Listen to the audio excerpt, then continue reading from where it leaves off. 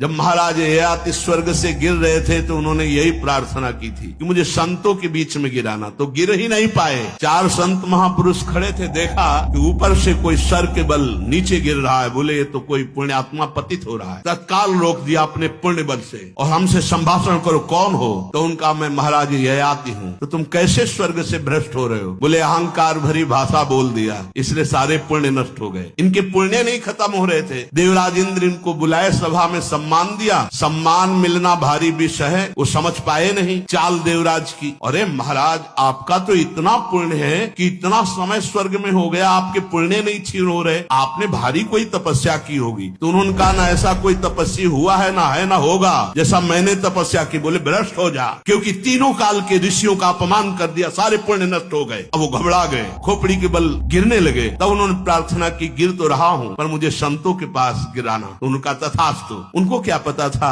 कि संतों के पास गिरने का मतलब क्या होता है। वो गिरने ही नहीं दिया, वही रोक दिया। महाभारत की कथा है। महाराज शिवी परम दानी, ऐसे 4 महापुरुष खड़े थे। उन्होंने देखा है कोई तेजो में उल्टा सर किए हुए आ रहा है, कौन है ये? रोक दिया, तिष्ठ, वही रुक जा, कौन है आप? तो उनका माया मैं महाराज ययाति हूँ, ऐसा ऐसा शब्द निकल गया। इसलिए बहुत होश में, वाणी मात्र से सारे पुण्य नष्ट हो गए। कहा कि अब तुम नीचे नहीं गिर सकते क्योंकि हमारी दृष्टि में आ गए, जाओ मैं सारे सुकृत आपको देता हूँ। तत्काल विमान आ गया। दूसरे ने भी कहा, तीसरे ने, चौथे, जहां थे उससे ऊपर भी ब्रह्मलोक तक जाने की उनकी सामर्थ्य हो गई। विमान से ऊपर, नीचे नहीं गिरने दिया। तो अगर बाल की तरह हमारा चित्त भ्रष्ट हो रहा है और कहीं संत मिल जाए, महाभागवत मिल जाए, वही रोक लेते, चलो ऊपर उठो, नहीं चूक हो गई, कोई बात नहीं, ऊपर।